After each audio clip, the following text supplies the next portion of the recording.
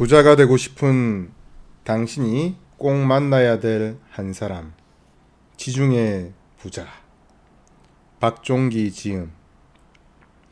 여기저기서 힘 빼지 말고 한 곳에만 집중해. 생산적인 곳에. 지금보다 3배 더 벌고 싶다고? 그럼 체력부터 3배로 키워. 30대 머니 트레이너와 수천억대 자산가가 주고받은 부자 되기에 관한 아주 특별한 이야기. 미치도록 위로 올라서고 싶은 당신에게 진짜 부자, 지중해 부자를 소개한다. 판자촌에서 가족을 부양할 능력도 없이 살던 사내가 지금은 수천억대의 자산을 가진 큰 부자가 되어 세상을 누리며 산다. 그가 어떻게 부자가 되었고 내가 그에게 무엇을 배웠는지 그 이야기를 지금부터 하려 한다. 참고로 그는 한국인이며 사업체는 홍콩에, 집은 지중해에 있다. 그래서 나는 그를 지중해 부자라고 부른다. 평범한 사람의 재테크 잠재력을 흔들어 깨울 상위 0.1% 특급 부자의 촌철살인. 지금보다 3배 더 벌고 싶다고? 그럼 체력부터 3배 키워. 돈은 숫자로 말한다. 어떤 경우라도 정확히 해라.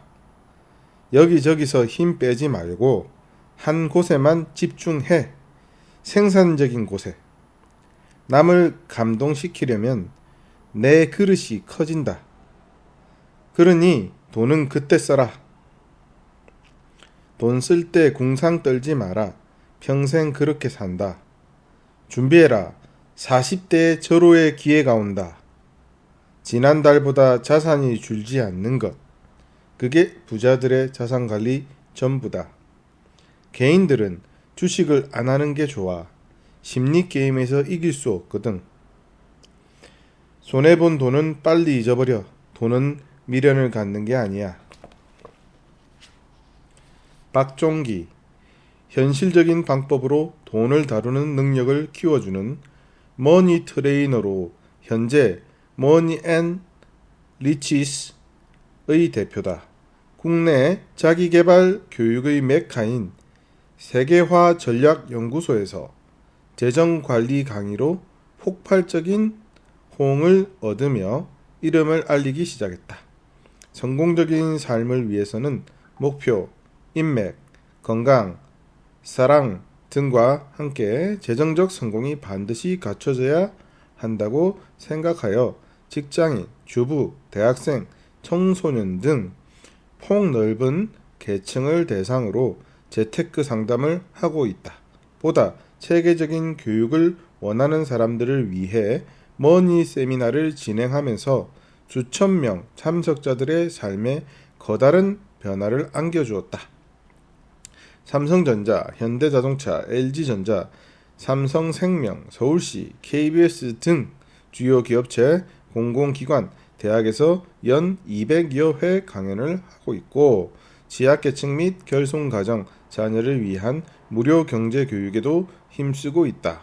한양대학교 경영학과를 졸업했으며 저서로 저자의 머니세미나 이야기들을 그대로 옮긴 부자통장, 가장 빨리 돈을 불리는 방법을 알려주는 부자탄생, 재테크의 올바른 순서를 안내하는 젊은 부자, 7단계 프로그램을 통해 지출, 부채 등을 스스로 점검하도록 돕는 부자들의 가계부 등이 있다. 이번 책 지중해 부자는 그동안 강연이나 상담을 하면서 가장 많이 예로 들었던 어느 자산가의 이야기를 담은 것으로 저자 역시 10여 년간 맺어온 그와의 인연으로 돈, 사람, 투자, 인생에 대한 큰 부자의 생각을 많이 배울 수 있었다. 이 책을 읽는 독자들도 저자가 느낀 깨달음을 충분히 함께 느낄 수 있을 것이다.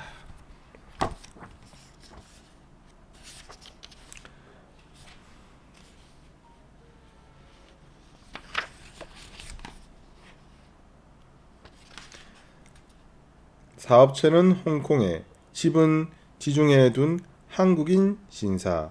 프롤로그. 내가 돈에 대한 욕심으로 가득 차서 세상을 바라보던 시절 한 중년 신사를 알게 되었다. 상대를 당혹스럽게 하는 까다로운 말투와 행동 때문에 첫인상은 좋지 않았지만 돈이 무척이나 많다는 사실을 알고부터는 그를 만나기 위해 온갖 노력을 해야 했다. 그에게 10년 동안 계속 연락을 했고 한국에 올 때면 가끔 어쩔 땐 아주 가끔 만날 수 있었다. 최근 부산에서 만났을 때 아주 특별한 일이 있었다. 그는 평소와 다르게 많이 흥분해 있었다. 주위를 둘러싼 직원들의 표정 역시 긴장한 채 굳어 있었다. 분명 어떤 일이 일어났음이 틀림없었다. 그는 나에게 조용히 차 한잔 하자며 호텔 로비에 있는 카페로 들어갔다. 그가 거느리는 홍콩의 투자 회사는 우리나라, 일본, 싱가포르에 투자하는 제법 규모가 있는 회사다. 흥미롭게도 투자금 모두 본인의 돈이며 그 돈을 관리하는 직원만 해도 10명이 넘는다. 이 이야기는 전부터 대강 알고 있었지만 그는 오늘따라 좀 더 자세히 설명을 해주었다. 그는 여전히 흥분한 듯 보였고 무척 힘들다는 표정을 지었다. 잠시 후 결심을 한 듯 내게 말했다. 한국 법인은 네가 맡아라. 국내 주식 투자를 담당하는 한국 법인은 그동안 2명의 책임자가 교체되었다. 더 자세히 말하면 한 명은 잘렸고 또 한 명은 도망을 갔다. 얼마 전 2번째 책임자가 사고를 치고 도망갔기에 그가 급히 부산으로 온 것이다. 주식 투자의 하수격인 나에게 회사를 맡긴다는 것 자체가 말이 안 되는 일이었고 홧김에 하는 소리라고 생각했다. 잠시 숨을 고르더니 이야기를 이어갔다. 돈은 어느 정도 규모가 커지면 2가지 속내를 드러내기 마련인데 사람들이 그걸 이겨내질 못해.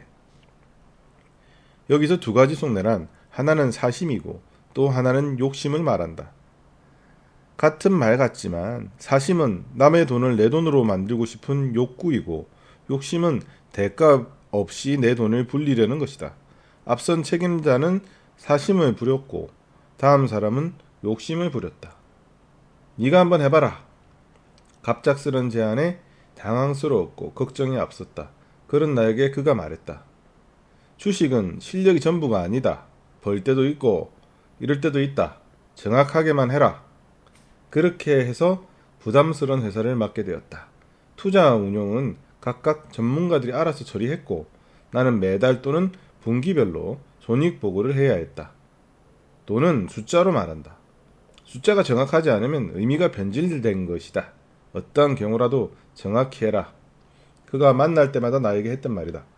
돈에 사심과 욕심이 개입되면 그때부터 숫자는 달라진다. 달라진 그 숫자 때문에 실력 있는 책임자 2명이 교체된 것이다. 이분이 왜 나를 선택했을까? 하루에도 수십 번 고민했다. 그저 순진해 보여서? 아니면 정말로 사심이 없고 욕심도 없어 보여서? 아니다. 나도 사람이고 당연히 돈을 보면 좋지 않은 마음은 생긴다. 그도 그걸 알고 있다. 나중에 왜 저를 선택하셨습니까? 라고 물을 기회가 몇 번 있었는데 그때마다 시간이 지나면 알게 될 거라는 대답만 들을 수 있었다. 서울 가양동 판자촌에서 가족을 부양할 능력도 없이 살던 사내가 지금은 수천억 대의 자산을 가진 큰 부자가 되어 세상을 누리며 산다. 그가 어떻게 부자가 되었고 내가 그에게 무엇을 배웠는지 그 이야기를 지금부터 하려고 한다. 참고로 그는 한국인이며 사업체는 홍콩에, 집은 지중해에 있다. 그래서 나는 그를 지중해 부자라고 부른다. 얼마 전 그의 이야기를 책으로 쓰고 싶다고 전하자 단칼에 거절을 당했다. 몇 차례 이메일을 보내고 전화로도 설득했다. 이 말을 항상 마지막에 덧붙였다. 내가 당신에게 배운 것처럼 다른 사람들도 뭔가를 깨닫는다면 세상은 더 밝아지지 않겠습니까? 이분은 젊을 적 어두운 막사에서 오래 살아서인지 밝은 세상이라는 표현을 무척이나 좋아했다. 드러내기 싫어하는 부자들의 공통된 습성으로 좀처럼 승낙하지 않았으나 지난달 만났을 때 몇 가지 조건을 제시하며 허락을 해주었다. 아마도 밝은 커피숍에서 밝은 옷을 입고 매달렸기에 가능했던 것 같다. 여기서 몇 가지 조건이란 자신을 밝히지 말 것, 좋은 것만 이야기할 것, 그리고 내가 알고 있는 과거사 몇 가지는 뺄 것. 빼야 하는 과거사는 자식들이 알면 창피한 것과 자신이 생각해도 부끄러운 몇 가지이고, 나머지는 지극히 사적인 것들이라 별로 전하고 싶지 않은 내용이다.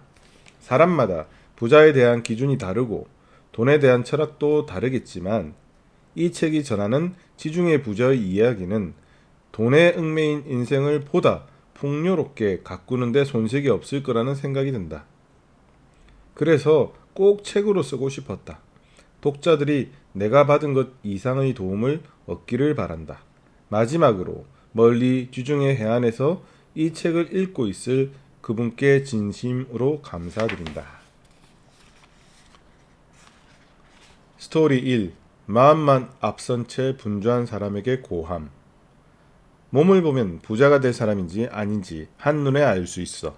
사람은 뭘 하든 자신의 체력 한계를 벗어넘을 수 없는 거야. 딱 자기 체력만큼 돈을 벌게 돼 있거든. 30을 갓 넘긴 어느 여름날이었다. 나는 그때 적지 않은 종잣돈을 모은 덕분에 재테크에 대한 관심이 최고조에 이른 상태였다. 시간이 날 때마다 정권사에 들렀고 주말에는 아내와 함께 땅을 보러 다녔다. 사무실 근처에 위치한 M 정권사에 H 지점장을 자주 만났다. 당시 대한민국은 펀드 열풍으로 덜썩였는데 나도 이 열풍에 동참하기 위해 정권사를 찾게 되었다. 거기서 H 지점장을 알게 된 것이다. 처음 정권사에 들러 창구 직원에게 펀드에 가입하고 싶다고 하자 정권 계좌와 펀드 계좌를 만들어 주었다. 창구 직원은 매달 얼마씩 입금할 거냐고 물었다. 나는 1억이 넘는 통장을 보여주며 그 돈을 모두 투자하겠다고 했다. 창구 직원은 조금은 당황하는 표정으로 곧장 지점상실로 안내했다. 대부분 20만원에서 30만원 정도의 금액으로 가입하던 시기라 당황할 만했다. 그렇게 인연이 된 H 지점장과는 여러모로 궁합이 잘 맞았다. 그는 배우고 싶었던 주식에 대해 내게 자세히 알려주었고 나는 보답으로 골프공을 매번 선물했다. 지금은 흔하지만 당시에는 생소했던 사모펀드에 대해서도 배우며 적극적으로 투자하기 시작했다. H 지점장이 알려준 주식이나 사모펀드가 올라 성과가 나면 어김없이 고급 일식집에서 저녁 식사를 했다.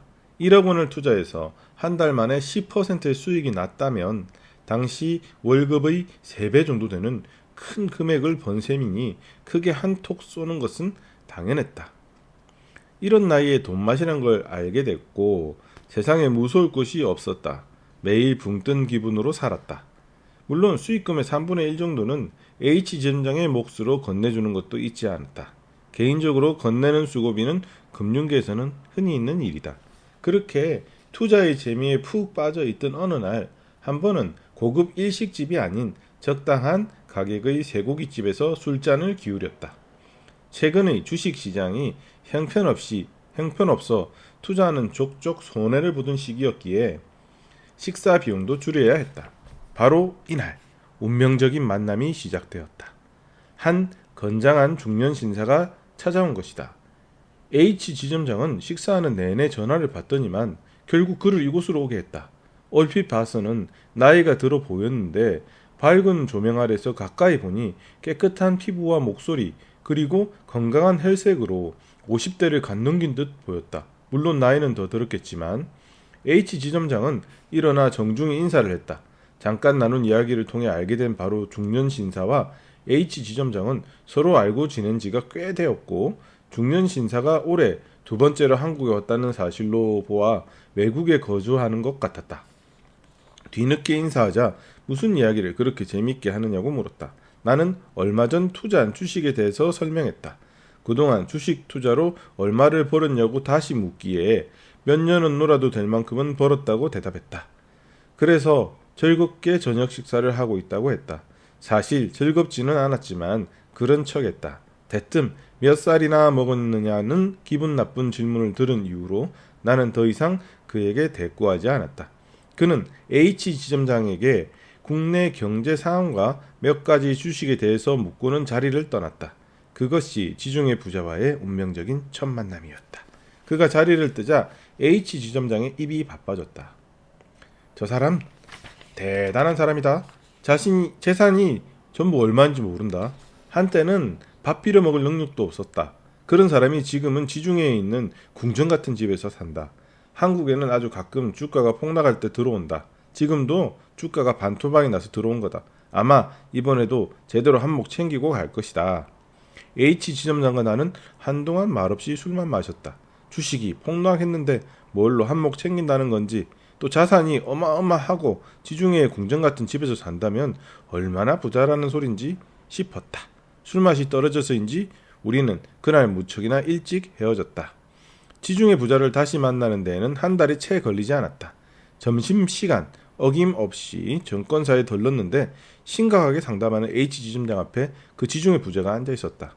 반갑게 아는 척을 했고 다행히 셋이서 점심 식사를 같이 하게 되었다. 맛있는 걸 사드리겠다고 하자 황태찜을 먹고 싶다고 해서 근처에 비좁고 시끄러운 식당으로 들어갔다. 기사 식당이라 그런지 빈자리가 있으면 자연스럽게 합석해서 먹는 그런 식당이었다. 그분에게 정중하게 명함을 건네며 올해 30살이라고 말했다.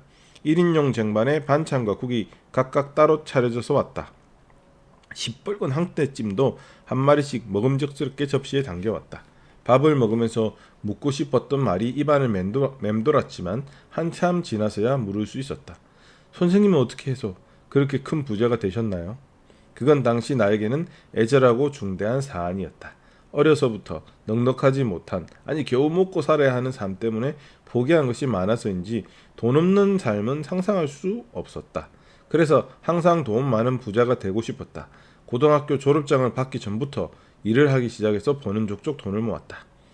그렇게 허리띠를 졸라매며 아등바등 종잣돈을 모으는 데에는 성공했지만 거기까지였다. 아무리 더 벌려고 해도 한계가 있었고 부자처럼 여유롭기는커녕 오히려 돈에 더 쫓기는 삶이 계속되었다.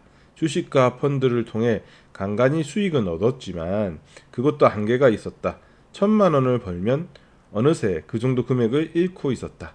그래서 씩씩거리며 황태찜을 뜯고 있는 이분에게 어떻게 부자가 되었는지에 대한 대답을 꼭 들어야 했다. 내가 질문을 한 지 한참 된 것 같은데 그는 말이 없었다. 맛있네. 옛날 맛 그대로야. 땀을 뻘뻘 흘리며 손가락에 묻은 양념까지 빨아먹고 있었다. 나는 안중에도 없어 보였다. 대답 듣기를 포기하고 밥이나 먹었다. 어떻게 이런 맛이 나는지 비리비리 하면서도 매콤한 게 맛있었다. 국물까지 다 마셔버렸다. 그렇게 식사를 마치고 계산을 했다. 그 후로 그를 만나기까지 1년하고도 6개월. 이번에는 인천공항 라운지에서였다. 가족을 데리고 얼마 전 한국에 놀러와 동생이 살고 있는 통영에서 보름간 머물다가 지중해로 돌아가는 날이었다. 라운지 창가에 앉아있는 그는 하얀색 반바지에 가로 줄무늬 폴로 셔츠 그리고 부드러워 보이는 가죽에 빨간색 천을 댄 스니커즈를 신고 있었다. 그래서인지 작은 키가 더 작아 보였다. 그와 그의 아내에게 허리를 굽혀 인사했다. 자녀들은 근처에서 골프를 치고 곧 올 거라고 했다. 1년 6개월 전 황태찜을 먹은 이후 고민이 많았다. 그와 가까워져야 했고 한국에 올 때마다 만나고 싶었다. 멀리 있는 그에게 내가 할 수 있는 일을 찾았지만 마땅히 할 게 없었다. 큰맘 먹고 고급스러운 선물을 보낼 수도 없었고 찾아갈 수도 없었다. 왜냐하면 주소를 몰랐으니까. 알 길도 없었고. 그렇게 고민하는 중 H 지점장이 가끔 그에게 이메일을 보내는 것을 보고 눈이 번쩍 뜨였다. 그래서 나도 이메일을 써보기로 했다. 매일 아침 같은 시간에 이메일을 보냈다. 존경심과 애절함을 가득 담아 편지를 썼다. 마지막에는 한국에 오면 꼭 만나고 싶다고 했다. 그렇게 1년하고 3개월쯤 지났을 때 비로소 답장이 왔다. 단 2줄이었는데 읽기 귀찮으니 이제 그만 보내라 가 내용의 전부였다.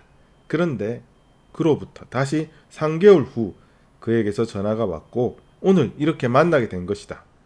비행기는 2시간 후 출발할 예정이라 여유가 충분했다. 그의 아내는 걷고 싶다며 라운지를 나갔다.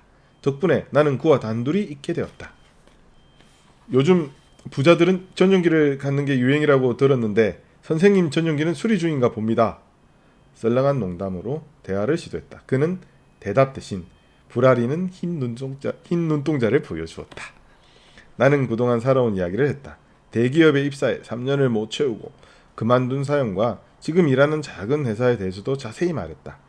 성공하고 싶어서 책을 열심히 읽고 유익한 강좌도 수시로 들으며 틈틈이 일본어 공부도 한다고 했다. 재테크에 관심이 많아서 주식 투자와 땅을 보러 다니는 게 취미라고 했다. 얼마 전 등록한 부동산 경매 강의도 이야기했다. 꽤나 유명한 대학에서 개최한 거라 적잖은 비용을 냈다. 마지막으로 정말 열심히 노력하며 사는 것 같은데 변하는 게 없어 힘이 빠진다고 했다. 최근 들어 더욱 그러하다고 했다. 지금 최대의 관심사는 어떻게 하면 돈을 더 벌 수 있을까 하는 문제라고 했다. 그는 삐딱하게 앉은 채 내 이야기를 들었다. 오른손 검지손가락을 제외하고는 어떤 움직임도 없었다. 왼쪽 창가에 비치는 햇살 때문에 움푹 들어간 눈매의 그림자가 짙게 깔렸다. 안 그래도 작은 코가 보였다 안 보였다 했다. 곱슬머리에 마른 체형, 평균보다 한참 작은 키. 그럼에도 외국에서 살아서 그런지 조금은 세련된 멋을 풍겼다. 내가 말을 마치고 뻔히 바라보자 까딱거리던 손가락을 멈추고 테이블 위에 놓인 가방을 열어 가죽 파우치를 꺼냈다. 둘둘 말린 얇은 가죽끈을 풀더니 안경을 꺼냈다. 렌즈의 두께로 보아 도수가 꽤 높아 보였다. 나이가 드니까 눈이 제일 안 좋아. 예전에는 눈 좋다는 말 참 많이 들었는데 안경을 썼다 벗었다를 반복하며 멀리 창밖을 바라보았다. 헝겊을 꺼내 안경을 닦으면서 이야기를 했다. 똑같이 노력하며 살고 있는데 누구는 성공해서 나처럼 잘 살고 있고 또 누구는 너처럼 겨우 살고 있어서 배가 아프다 이 말이네. 이분의 특징을 딱 두 가지로 꼽자면 말을 막 내뱉는 것과 갑작스럽게 이상한 행동을 하는 것이다. 지금도 여전히 그러하고 그래서 주변에 사람이 없다. 말투를 들어보면 사투리도 아니고 어눌하게 한국어를 구사하는 외국인 말투도 아닌 그 중간쯤 되려나? 말끝은 항상 억양을 높이면서 추임새를 넣기 때문에 어쩔 땐 욕을 하는 것처럼 들릴 때도 있다. 길게 말하는 걸 싫어하고 짧고 직설적으로 말한다. 하지만 내게는 주절주절 말을 많이 할 때가 많다. 나는 오늘 만남에서 이 사람의 마음을 반드시 잡아야 했다. 이대로 어설프게 헤어진다면 이분과의 인연은 여기까지일 테니까. 강한 인상을 심어주기 위해 할 수 있는 모든 말을 했다. 내 또래보다 돈도 많이 모았고 곧 집도 살 거라 했다. 잠을 적게 자고 일찍 일어나기 때문에 성실하고 부지런하다는 이야기를 자주 듣는다고 했다. 얼마 전 회사에서 실시한 독서통신교육에서 우수상을 받았다는 말도 전했다. 하지만 이야기를 할수록 나라는 사람은 다른 사람과는 별 차이가 없다는 사실만 분명해졌다. 한참 후에 그가 내게 물었다. 너 그때 밥 먹으면서 나한테 물었지. 어떻게 해서 부자가 됐냐고. 그걸 기억하고 있었다니 내 표정이 밝아졌다. 이제야 마음을 여는 것 같았다. 어떤 말을 해줄지 기대가 되었다. 네가 한번 대답해봐. 어떻게 하면 부자가 될 것 같은지. 나는 당황했고 딱히 할 말을 못 찾아서 더 당황해야 했다. 식은 땀이란 게 이렇게 찰나에 흐르는 건지 그때 처음 알았다. 그가 노려보듯 보고 있어서 어쩔 수 없이 대답했다. 그냥 죽을 힘을 다해 노력하면 되지 않을까요? 성공할 때까지 멈추지 말고. 내 목소리는 기어가는 개미만큼이나 작았다. 조심스럽게 고개를 들어 그의 표정을 살폈다. 놀고 있네. 들리지는 않았지만 입모양을 봐서는 분명 그렇게 말하는 것 같았다. 웃음을 지으면서 보인 누른 이가 나를 비웃었다. 그렇게 해서 부자가 될 것 같으면 새벽부터 밤늦게까지 죽을 똥 살똥 무거운 짐 나르면서 사는 사람들은 죄다 부자가 됐겠네. 안 그래? 아무 대답도 하지 못했다. 또 비웃을 것 같았다. 어색한 침묵이 흐를 때 다행히 라운지 직원이 다가와 음료를 주문받았다. 그는 어울리지 않게 핫초코를 진하게 달라고 했고 나는 원두커피를 달라고 했다. 지금은 아메리카노라 불리지만 당시 커피는 다방커피 아니면 원두커피가 전부였다. 그가 말했다. 어느 분야든 성공을 해야 부자가 될 텐데 그러기 위해서 제일 중요한 게 뭘까? 실력, 인맥, 성실, 노력, 자신감, 긍정적인 마음, 용기 등 많은 것이 떠올랐지만 어떤 말도 하지 못하고 우물거렸다. 제일 중요한 건 말이야. 고개를 들어 그의 얼굴을 바라보았다. 바로 체력이야. 의외의 대답이었다. 부자가 될 때까지 시간도 많이 걸리고 신경 써야 할 것도 엄청 많거든. 그걸 감내할 체력이 있어야 비로소 부자의 삶을 살 수 있겠지. 그럼 운동선수들은 죄다 부자가 됐겠네. 그런 생각이 들었다. 다들 부자가 되려고 너처럼 공부하고 다양한 실력을 쌓으면서 열심히 노력하지. 하지만 그런 건 하루아침에 뚝딱 이루어지는 게 아니야. 오랜 시간이 지나야 비로소 완성될 텐데 그때까지 버틸 체력이 있어야 완성할 수 있겠지. 체력만큼은 자신 있었다.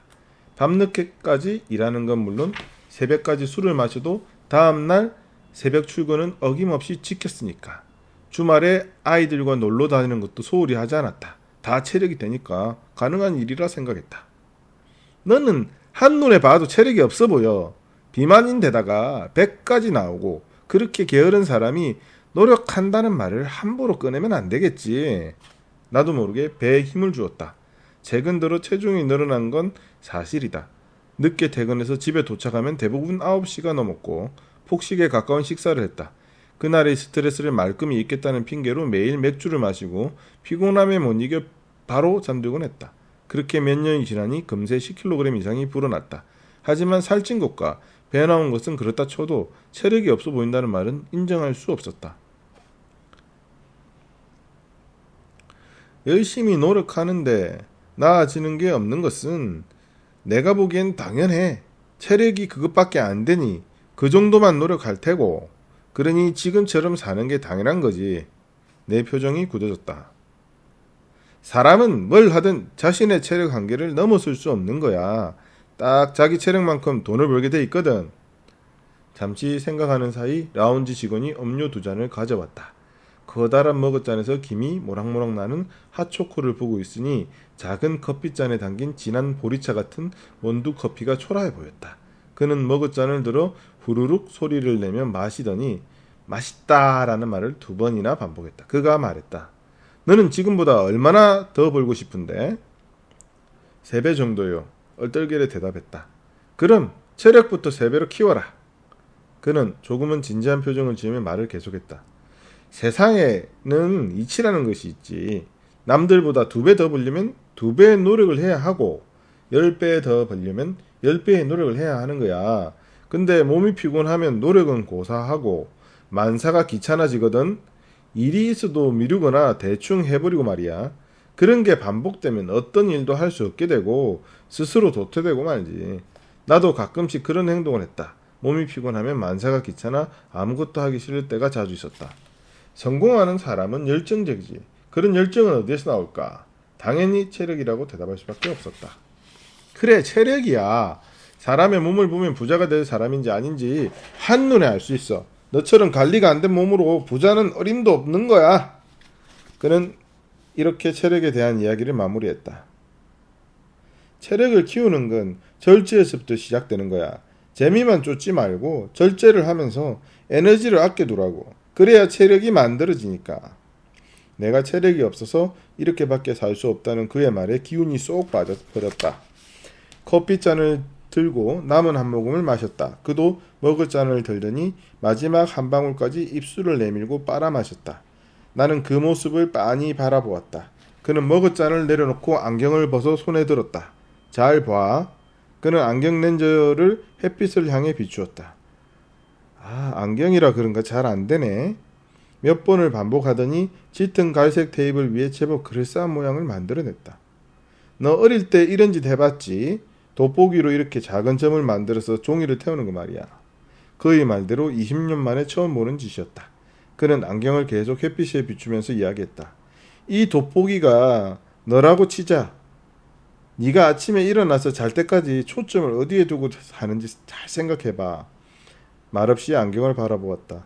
사람은 말이야. 하루를 시작하면서 누구나 똑같은 시간과 에너지를 갖고 출발하는데 그것을 어디에 사용하느냐에 따라 나처럼 부자가 될 수도 있고 너처럼 그저 그렇게 살 수도 있지. 시선을 돌려 안경이 만들어낸 둥근 눈을 바라보았다. 네가 비추는 곳이 이렇게 한 곳에 집중되어 있다면 어느 분야에서든 성공을 하겠지만 지금처럼 여러 곳에 분산된다면은 하나도 성공하지 못할 거야. 그는 안경을 내려놓고 내 얼굴을 바라보았다. 네 간상을 보아하니 평소 거절을 잘 못하지. 돈 빌려달라는 거, 놀러 가자는 거, 술 먹자는 거 다 거절 못하고 쓸데없는 모임에다 집안 경조사까지 다 챙길 것 같은데 오지랖도 더럽게 넓고 말이야. 실제로 나는 몇 년 후 H 지점장에게 돈을 빌려주고 보증까지 서면서 어마어마한 돈을 잃게 된다. 하루의 에너지를 어디에다 사용하느냐에 따라 부자가 될 수도 있고 그저 그렇게 살 수도 있다. 여기저기 힘 빼지 말고 한 곳에만 집중해. 생산적인 곳에 말이야. 그의 말처럼 지금까지 만나본 부자들은 공통적으로 생산적인 곳에 온 신경을 집중하며 항상 돈을 많이 벌어들였다. 하지만 보통 사람들은 온갖 일에 신경을 쓰고 에너지를 소비하는 경우가 대부분이다. 그래서 항상 돈이 없다. 잠시 후 그의 아내가 돌아왔다. 도넛이 담긴 커다란 박스를 2개나 들고 있었는데 한 개는 아이들 주라며 나에게 건넸다. 지중해 부자는 자리에 일어서며 시계를 보았다. 애들이 아직도 도착하지 않았느냐며 조금은 신경질적으로 물었고 아내는 벌써 출국장으로 들어갔다고 했다. 라운지를 나오자 입구 쪽에서 비서로 보이는 사람이 기다렸다는 듯이 비행기 티켓과 서류를 들고 다가왔다. 간다. 그는 그렇게 짧은 한마디를 남기고 출국장을 향해 걸어갔다. 인천공항이 새롭게 개항했다는 소식만 들었지 실제로 와본 건 그날이 처음이었다. 비행기가 아니라 사람을 위해 만나기 위해 그것도 보통 사람이 아니라 그분을 그곳에서 만났다는 것 사실이 지금까지도 꽤나 신선한 추억으로 남아있다. 지금도 공항에 갈 때면 라운지에 들를 그때의 긴장을 떠올리곤 한다. 큰일을 하려면 체력부터 키우고 한 가지에 집중해라. 그가 해준 이 말은 지금 생각해봐도 마음만 앞섰던 나에게 최고의 조언이었다. 지중해 부자처럼 생각하기. 부자 되기 위한 첫 번째 조건은 체력. 무슨 일을 하긴 해야 하는데 엄두가 안 나거나 귀찮은 사람, 작심삼일로 쉽게 무너지고 조금 하다가 딴짓을 하고 싶은 사람, 마음만 앞서고 행동은 뒷전인 사람, 모두 체력이 약한 사람들이다. 실력 있는 수험생이 중요한 시험에서 실수를 반복하는 것도 체력 저하로 나타나는 현상이다. 부자가 되려면 어느 분야에서 성공을 거둬야 하는데 그때까지 버티려면 어마어마한 체력이 필요하다. 그래서 부자들은 그런 체력을 유지하기 위해 많은 시간과 에너지를 쓴다. 체력이 약한 사람들은 좋은 기회를 잡고도 엄두를 못 내거나 정상의 문턱에서 포기해버린다. 부자가 되더라도 오래 버티지 못하고 다시 원상태로 돌아온다. 그 많은 자산을 관리할 체력이 없기 때문이다. 어쩌면 이렇게 말하는 사람이 있을지도 모르겠다. 힘들더라도 정신력으로 버티면 됩니다. 하지만 정신력이 강한 사람은 체력이 좋고 반대로 정신력이 부족한 사람은 체력이 약하다. 정신은 체력을 이길 수 없다. 체력이 부족하면 쉴궁리만 하고 일이 생겨도 피하려 든다. 정신은 체력의 지배를 받기 때문이다. 우리가 부자를 부러워하고 시기하면서도 이기지 못하는 이유 역시 결국 체력이 약하기 때문이다. 부자들의 체력은 웬만한 사람들은 감당하지 못할 정도로 강인하다. 그래서일까 지중해 부자는 제일 먼저 체력부터 키우라고 했다. 그럼 부자가 되기 위한 체력은 어떻게 키울 것인가? 운동하는 체력과 일하는 체력은 분명 다르다. 기초 체력은 운동으로 키울 수 있지만 일에 집중하고 끈기 있게 밀어붙이는 체력은 좋은 행동을 반복하면서 키울 수 있다. 가령 이런 것들이다. 충분히 잠을 자고 매일 일정한 시간에 기상하기, 규칙적으로 스트레칭하고 명상하기, 가슴에 땀이 흠뻑 젖을 정도로 운동하기, 몰입하며 독서하기, 말을 적게 하고 술은 두량껏 마시기, 많이 걷기, 혼자 산책하기, 걱정이 아니라 고민을 하는 습관을 갖기. 가장 중요한 건 늦게까지 놀고 마시며 에너지를 당진하는 행위들을 절제하는 것이다. 이런 습관을 들인다면 매일 최상의 컨디션을 유지하고 결국 큰일을 감내할 체력을 완성할 수 있을 것이다. 대부분 하기 싫은 행동이지만 결국 부자의 길은 하기 싫은 소소한 행동이 반복되면서 만들어진다.